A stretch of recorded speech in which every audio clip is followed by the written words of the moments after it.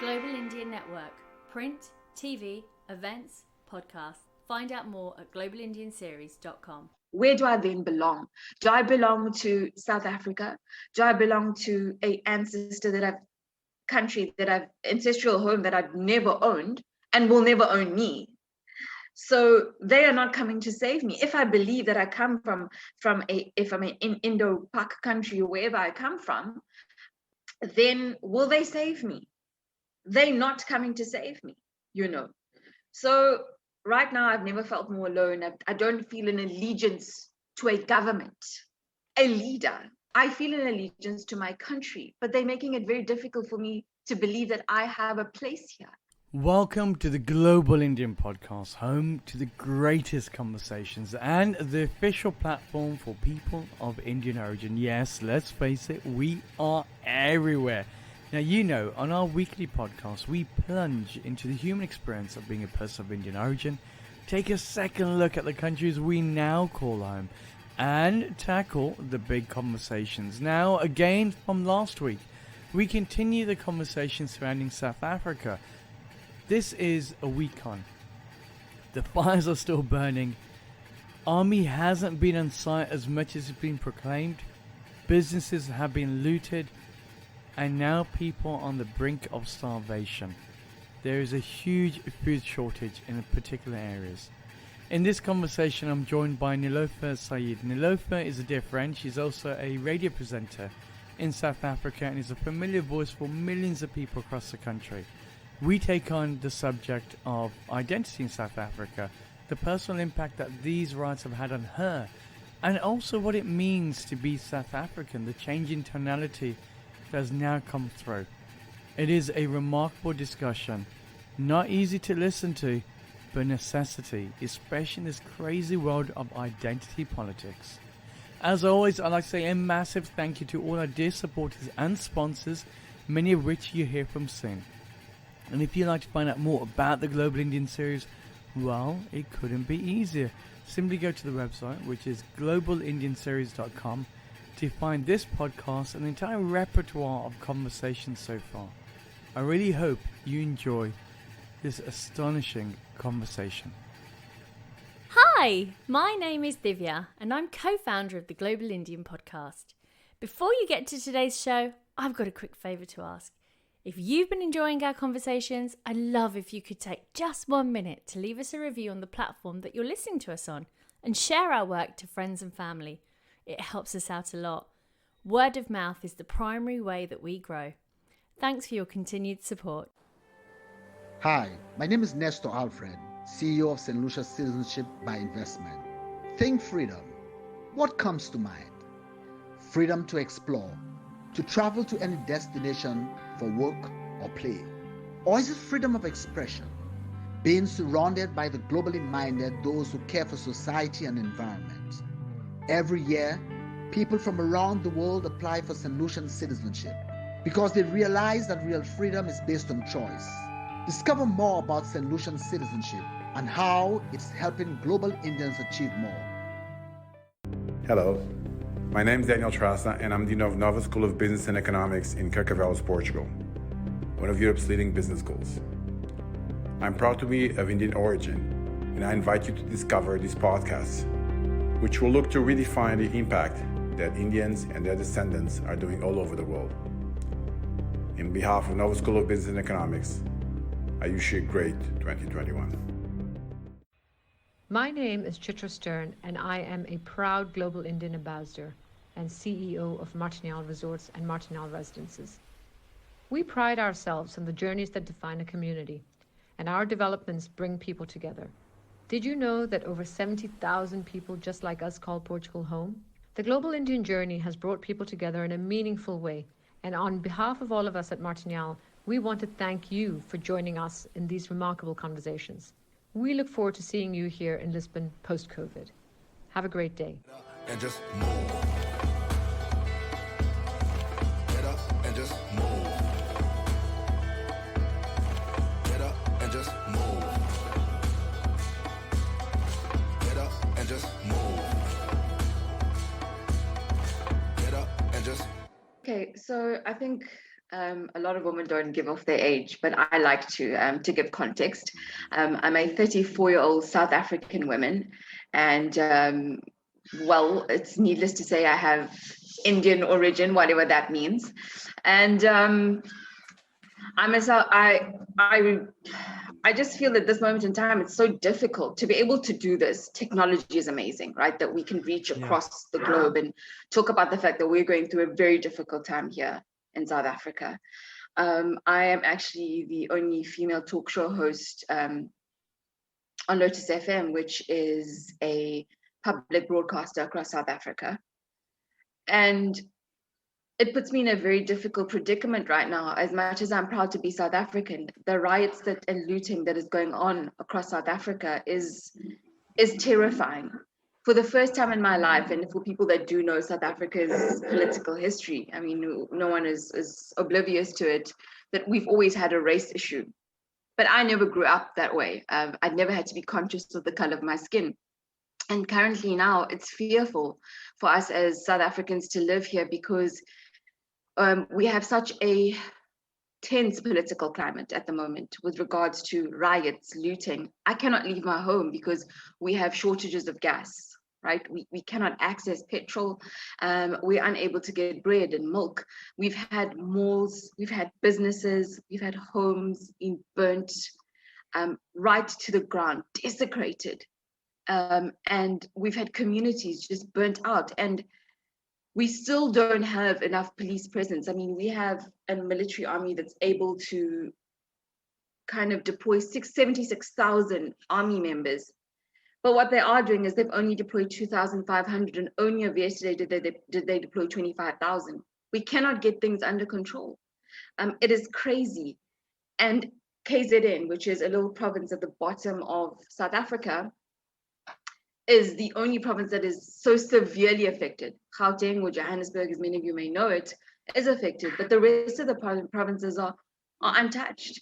And it seems as though we've been isolated and we are not receiving any assistance. So it's a very scary time.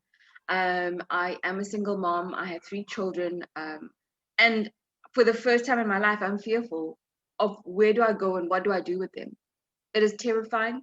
I do, unlike many South Africans, have the luxury of working from home. So that is great for me. But what happens to other South Africans who don't have access to money? Remember, also in the middle of the month, a lot of people get paid at the end of the month.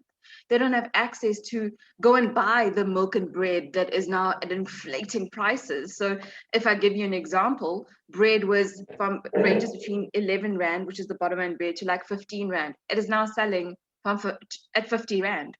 People don't have the ability to actually pay for it. So even if they had it, they don't have money to get essentials. We didn't expect for this to come up, and the political tensions that exist in this country and that's happening at the moment, we don't see it dying down anytime soon.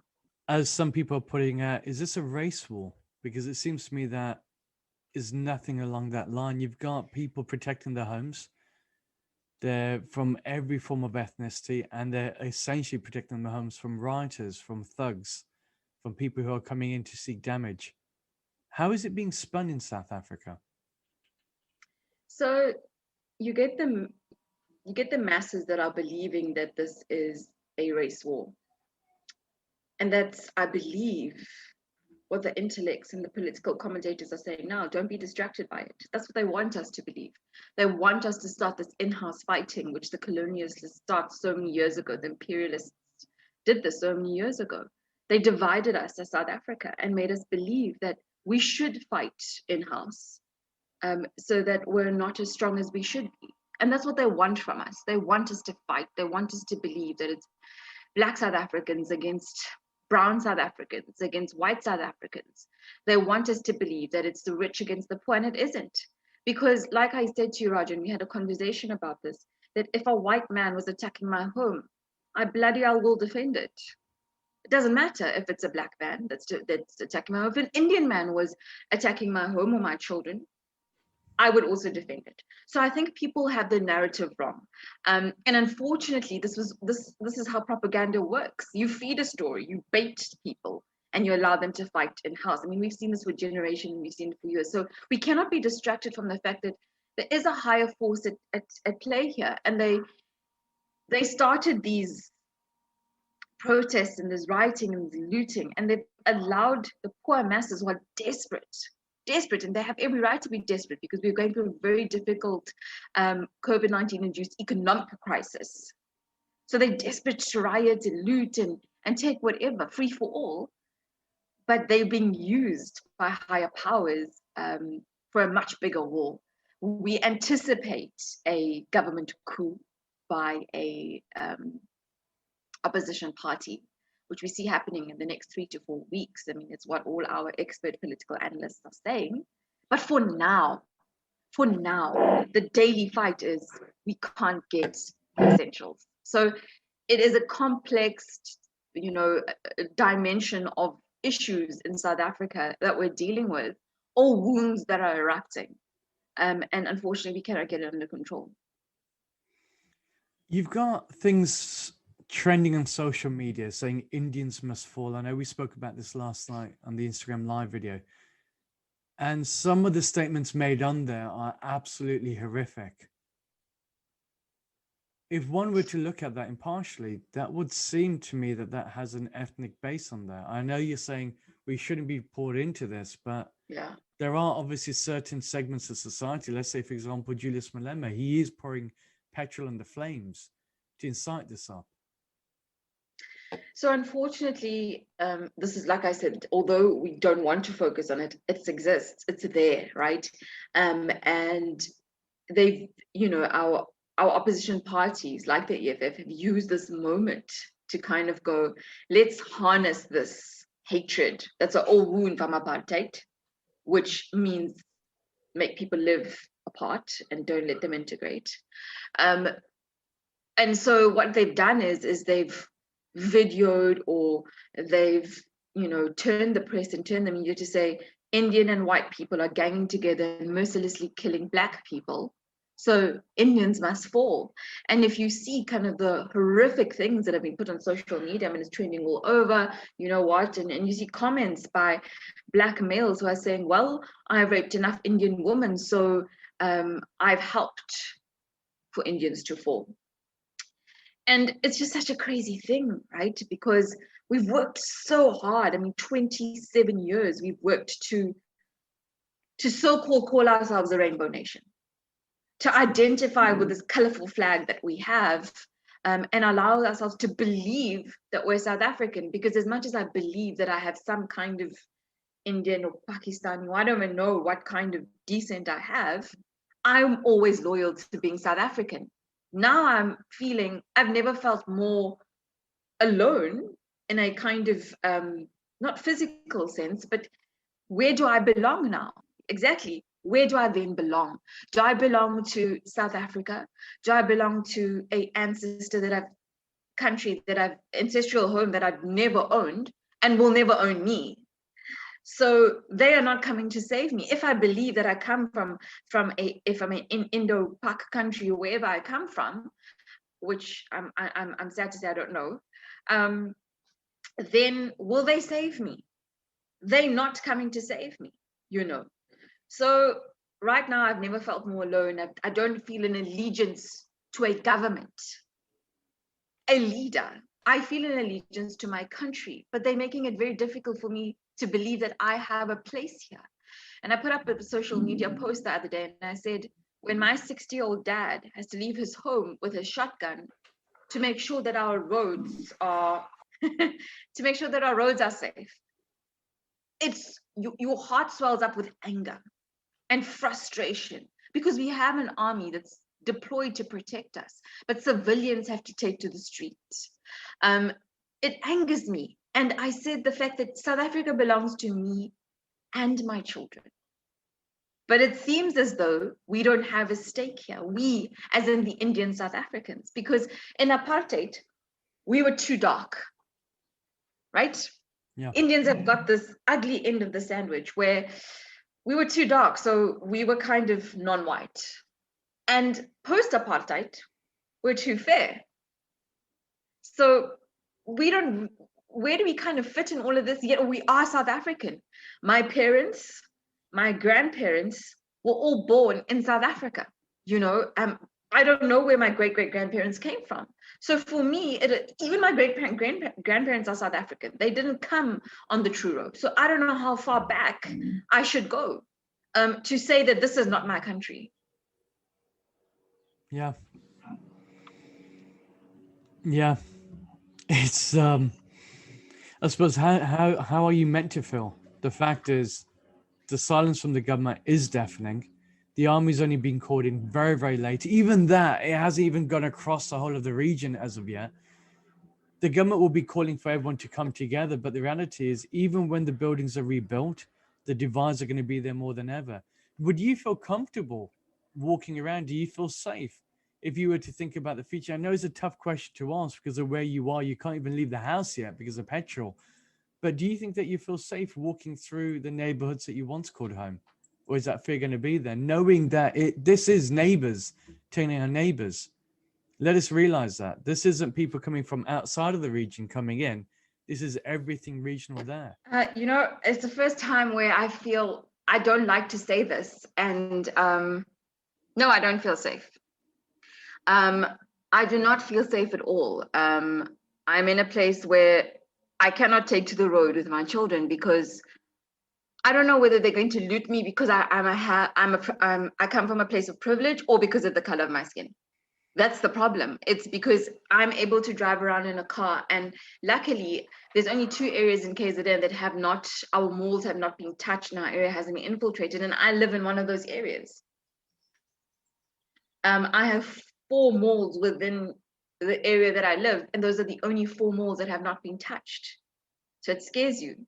And we get messages to say, listen, this morning the riots have gone well and it is going well, but don't let your guard down. How can you live like that? You know, so we are frightful of the fact that yes, the men in our community are getting tired and they have consistently defended us. But come day 4, day 5, when they've taken shifts upon shifts and they haven't gone to work, can we live with the fact that our army is not being deployed to protect us? Or should they continue to risk their lives and their livelihood to protect us? What happens the day when, come the 26th of July, because we're still in a lockdown level 4, and as far as COVID is concerned, and our kids have to go back to school on the 26th of July, right? Today's the 15th of July. And we relax, and all of a sudden, boom, bang, they come bomb us. So this is the reality that we live in. You know, I've got friends in Gauteng are saying to me, listen, let us know if you need bread, we can get it to you. If you need milk, we can get it to you. These are basic necessities. In the year 2021, as progressive as we are, as the fact that we have equal rights for men and women, and we're kind of trying to level the field of equal pay in the workforce. And we've progressed so much that I can actually, that I'm an Indian woman who is 20 years my junior and able to have a talk show. That's how much we've progressed. And now you've set us back 30 years. Yeah. When I'm scared to go to work and I have to sit in my home and do home broadcasts because of the fact that I'm scared for my life. Should we have these fears in 2021? As I said, because you work for a public broadcaster, so then how do you get to continue saying truthful statements knowing that you are also towing a line of a government-funded organization? So let me tell you what happened yesterday. I have a producer for my show who assists me with contacting guests, and possibly, you know, I'll give him spin off ideas and he will assist with research. Right?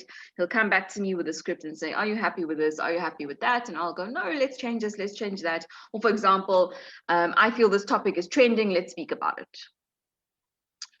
So yesterday I said to him, I want to talk to the fact that I cannot believe that our President President Cyril Ramaphosa has declared a national prayer day.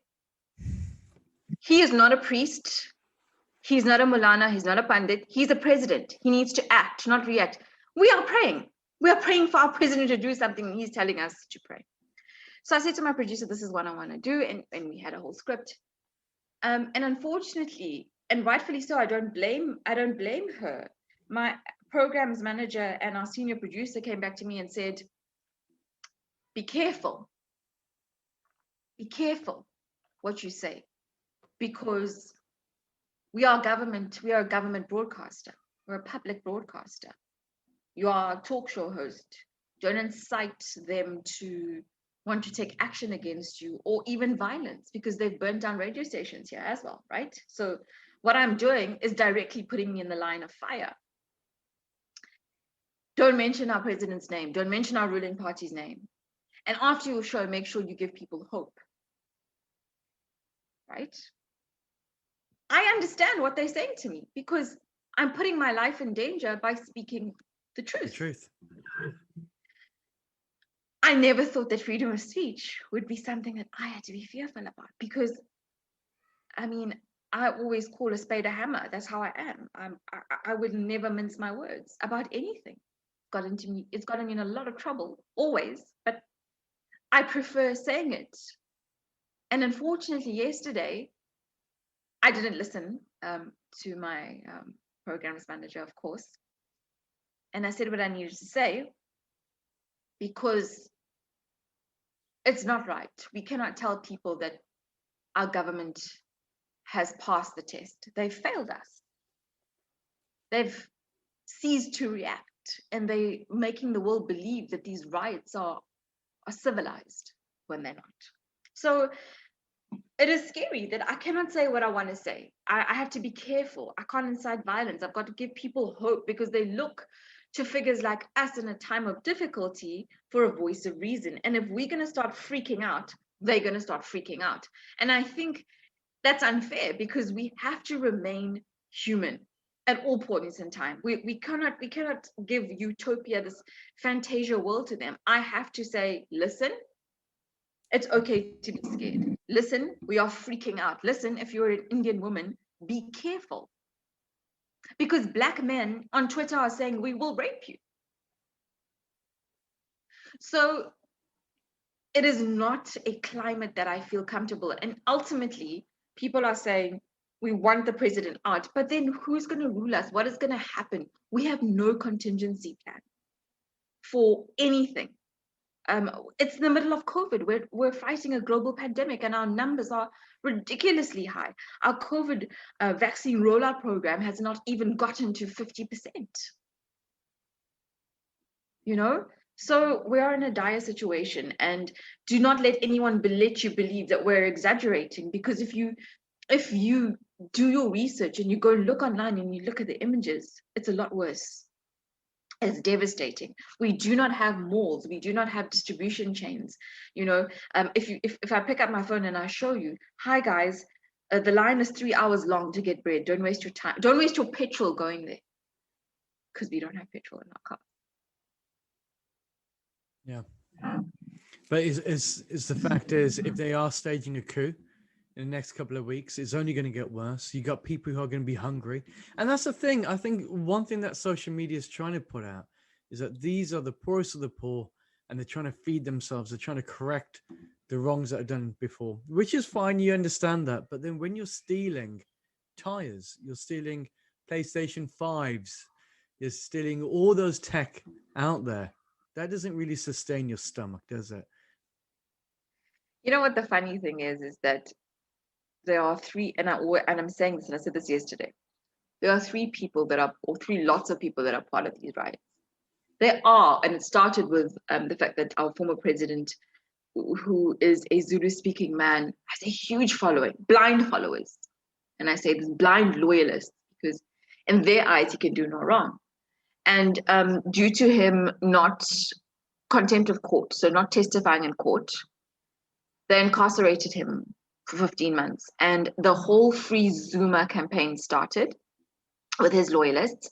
And the campaign and the protest did start that way. So there are the Free Zuma loyalists. You get a middle section who are the opportunistic criminals. They're just the criminals. And then you get the section who are the political masterminds that are allowing this to ensue.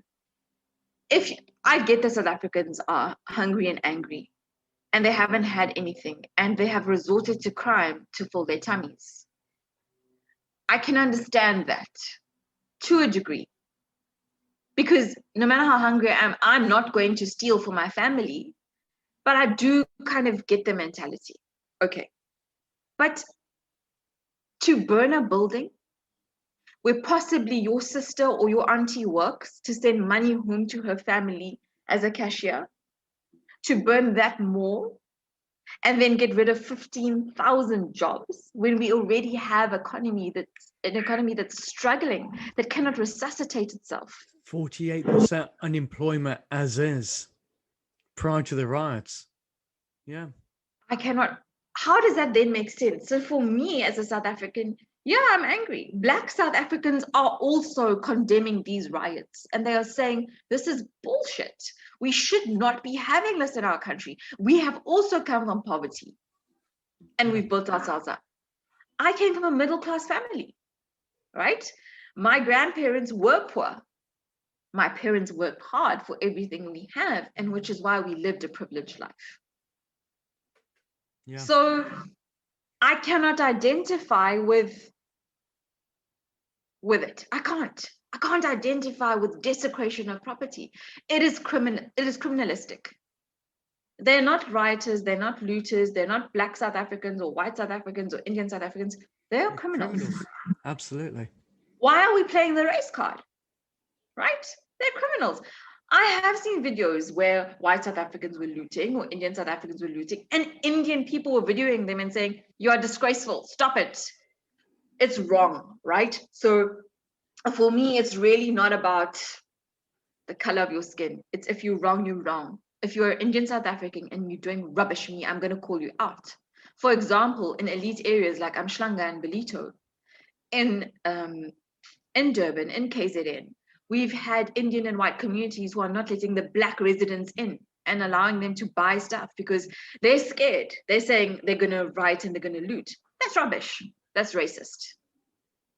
So we have a very complex history that is coming back to bite us. And the opportunistic criminals and the people that are ensuing this coup are allowing it to feed and manifest. Well, I think so, because if you look 2 weeks beforehand, you have the likes of Julius Malema, a political leader of a party in South Africa, not anybody just on the fringes, a fully fledged political leader, calling out for some ghastly things, saying the Indian community is racist, they're this, they don't belong here, to us that effect. And now 2 weeks later, you're seeing a physical manifestation of that. He's just been banned from Twitter for a couple of hours because of some of the tweets that he's putting forward. So as much as it is about right now, you're right. This has been something that's been ingrained in there. Those people in the powers where we place a great reliance on their integrity because we vote for them for some apparent reason are now starting to manipulate the situation and everyone else is stuck. And we can't forget also Zuma, when you have a look at it, he was involved with the Gupta brothers. So there's a whole range of different things there. But it's I get it. Well, you get the meme that's going around. We are looting the country for a man that looted the country. Yeah. And it's terrible because Julius Malema, the EFF leader, they call them the economic freedom fighters. He hates anything that is not for people of the black culture or black South Africans. He's running the whole "we want our land back" from Indian and white people. He's run that campaign for many years now. And he incites violence. I don't know if you remember, a while back we had the white farmers who were being killed mercilessly, right? And unfortunately, he's a political leader who has a huge following. So it is a very, very volatile climate at the moment. This is the same guy that will go into Parliament, taking off his Rolex, taking off his smart suit, putting on orange overalls, and going inside, being a face for the people, those who are poverty-stricken. This is the same individual, I'm assuming. He's the same man who has not, for how long, lived a day in a township. He's a man of extreme wealth and corruption. And, for us, ordinary South Africans who earn a salary at the end of the month, we don't understand that type of wealth and power. And with immense amount of power, he has immense amount of control over our economy and the people in it. So it is very scary that we're sitting in a place where we don't know, if a country has political unrest, you can see an end and you know what the people want. Here, we don't know what the people want. They don't know the leader that they want, right? We don't have someone to take over. They're just tired of the ANC, right? And then you have the ANC, a huge part of South Africa who are just ANC blind followers and won't have anyone else at the helm. We have an economic induced crisis for the past 4 years. COVID didn't put us here. We're on junk status at the moment, right? So we have that battle. We have the COVID-19 battle to fight. We have so many battles and so many fronts that South Africa is just, the walls are caving in. And when it now becomes a racial war, which I hope it's going to end really soon and we can talk sense into our citizens, we have a huge problem on our hands. But as I say, you've also got institutions, you've got organizations like the BEE, Black Economic Empowerment. I know we spoke about this yesterday, and it almost feels like it's a reversal because your brother was studying medicine. He had to leave South Africa because all the places for Indians were filled and he couldn't get training here. So he had to go all the way down to Mauritius. So how does that work when the Indian community, along with others, were fighting against apartheid to get freedom for the country that you also believe in, that you've got a stake in, but now all of a sudden you don't meet the quotas? Like I said a little bit earlier, we were too brown or too dark in the apartheid system. So we were non-whites at that point in time. So we did not, how can I say, benefit from the apartheid government as Indians. Now with this government, we're too fair. So we don't benefit in any way from the BE system. The BE system, for people that don't know, is for, to integrate Black people into places of power or universities to make sure that they're educated and kind of level the playing fields, which to a certain extent, the quota system, it's difficult. Whether I agree with it, I understand it, right? Because they were not given equal opportunity. But for people that are Indian, for my brother who got results that allowed him, when any other country would have allowed him to become a doctor, he had to go to Mauritius, become a doctor. And my question is, on an existential kind of level, is why should he then come serve the people and be a doctor in a country that didn't even allow him to study here? Why should it be a service to this mankind where they didn't feel he was fit enough to become a doctor in because of purely based on the color of his skin? But what do you think the BEE means in regards to the identity of South Africa then? Because if you're saying we're giving the local people a chance, the people that are indigenous to the country a chance, does that mean that you guys aren't seen so as being... So listen, I will be honest, as a Indian, so I'm regarded as a Black South African woman. I'll tell you why. It's the Indian, colored and Black women are regarded as BEE. Okay. Right? So we have kind of a structure. If you're a white male in South Africa, you're as good as a cactus. You are of no use, right? Yeah. A white female may be a little better. An Indian female, you are a lot better off than an Indian male because you can get Black empowerment funding, right? You a little harder, obviously a lot harder than an actual Black South African, but we're a little better off because of the color of my skin and my gender. And as far as getting funding from a bank, and as far as assistance for Black empowerment. However, I would stand a better chance of naming my company an indigenous Black name, like Amandla Incorporation, and having Black employees. So I have to brand my business right in order for me to get assistance. So these are the kind of tricks that are available to us as Indian South African women for us to, how can I say, get ahead. I was going to say is to be part of a system that is supposed to be met to empower South Africans. But again, it's there. But then again, the deeper part of it is saying, well, how does that impact the nationality of South Africa? Because you're hearing during the riots, For example, I heard dissenting voices from as far as the Caribbean, where people are saying, this is Africans taking back Africa. I was thinking, well, what do you mean by that? What does it mean to be African? Is it now based upon the arbitrary aspect of your skin tonality? If you're black, you're African, but if you're brown or white or any other type of color in between, you're less African? Because that's what it's coming through to. So let me tell you what happened. My parents obviously lived through apartheid, and so did my grandparents. And growing up, our national cricket team, for example, didn't have any Indian or black people in it, right? Okay, they were a fully white and Afrikaans team. So here's the thing.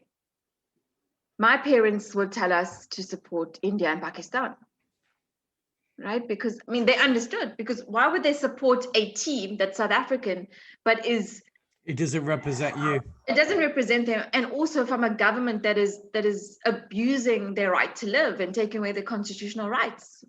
So we grew up at that point supporting India and Pakistan, right? And I could identify with Wasim Akram, Waka Yunus, people that looked like people in my family, right? And that's how my parents identified with the team. And a simple thing as a cricket team. Then moving on, as we got older, we started seeing people of color in the South African team. And then I kind of went, okay, now, but who do I support? Because like I don't now when Pakistan or India started playing South Africa and we had the likes of Hashim Amla on the team, I kind of went, wait now, who do I support? Who do I have loyalty to? Right? It was a confused identity at times. And I don't blame my parents, because you can't identify with a team that doesn't represent you, right? Absolutely. So it didn't make sense to us at any point in time. And then and I still had an allegiance to a team that I always backed, because I'm like, I always supported India and Pakistan. And then I'm kind of going, oh no, but now I need to support South Africa. Plus I work for the government. Also, what am I going to teach my children? It's so confusing, right? It is frustrating. And then also when it comes to me, within my Indian Muslim community, people are always kind of going, but you're not Indian. And I kind of went, what do you mean I'm not Indian? So my parents, when I was in grade 4, we moved to a so-called white area, right? Mm-hmm. So I went, and I'm giving away my age, obviously, which I did in the very beginning. In 1993, I was in grade 1. And I was among only 3 Indians in my entire grade of 100 people. And we were of maybe 3 Muslims. And so I was not used to being surrounded by Indian people my whole life in South Africa. Other than my family, the people that I was taught by and went to school with were white South Africans and a few black South Africans. I only had an Indian South African teacher in grade 7, and she spoke weirdly to me because she just spoke and she had an Indian vernacular to her, and I couldn't. She said a word, and I'll never forget it. In grade 7, she said sentences instead of sentences, and I went, "What is she saying?" And my parents are like, "Stop being a white person." I'm like, "But what do you mean?" I was so confused, right? I had a friend, her name was, and I pronounced it like Avanti Lal Bahadur. And my dad was like, "It's Avanti Lal Bahadur. What are you saying? You're an embarrassment." I'm like, "No, but my teacher says it like that. And even Avanti says her name is Lal Bahadur."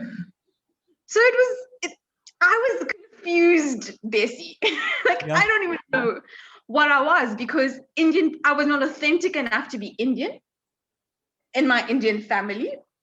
And according to them, why I don't look Indian enough, right? And also I was a sellout to my own parents, because now I'm calling people that's, Ahmed Farooq. My dad's like, "No, it's Ahmed Farooq. What are you saying?" And there was there was this boy who was in my grade. He was a good friend of mine, and his name was, in my brain, Rajiv Naran Das. And my father's like, is Rajiv Naran Das what? You are like confusing. And it was frustrating for us, right? So, and these were just like language issues, you know. So growing up in a culture that I did, and the advantages and privileges my parents made sure we had, took us out of a mainly Indian area, pushed us into so-called white schools, allowed us to have the advantage of amazing high schools and phenomenal education. And myself being exposed to people of color, having a best friend that was a white, black, and Indians, I never understood this closed Indian community, where I had friends who only went to a Muslim school or an Indian school, and I would hug a white or black friend of mine on the beach, and they would think, no, you're going to catch something. What is wrong with you? You know? So for me, I am always being confused. That's why I just say that I'm South African. I don't understand what it means to be Indian, other than the food that I eat. What a remarkable conversation. I suppose the final part of that summed it up quite nice. You know, what does it mean to be an identity anymore? And there's a royalty in the voice there, isn't there? You can really feel the fear at times. What's really strange is that we're plunging into the human experience behind a blimp in the international news. Hardly any papers up until last week actually spoke about it. We're very fortunate, though, that relevant governments that understand the need to protect human rights, have actually spoken out in a powerful way. You may have noticed on the recording something very strange, and in particular, noises. That was not on either sides. So I can't assume that the actual line may have been bridged by a third party, but I can only assume that sounds that weren't picked up on either side managed to get on there, which is a strange thing. Anyway, I shall leave it out there for the many conspiracy theorists, especially at these weird, wonderful times. As always, thank you for joining into today's show. If you'd like to find out more, go to the website. It's www.globalindianseries.com. And until next week, I hope all remains well as we continue the journey with the Global Indian. Take care for now.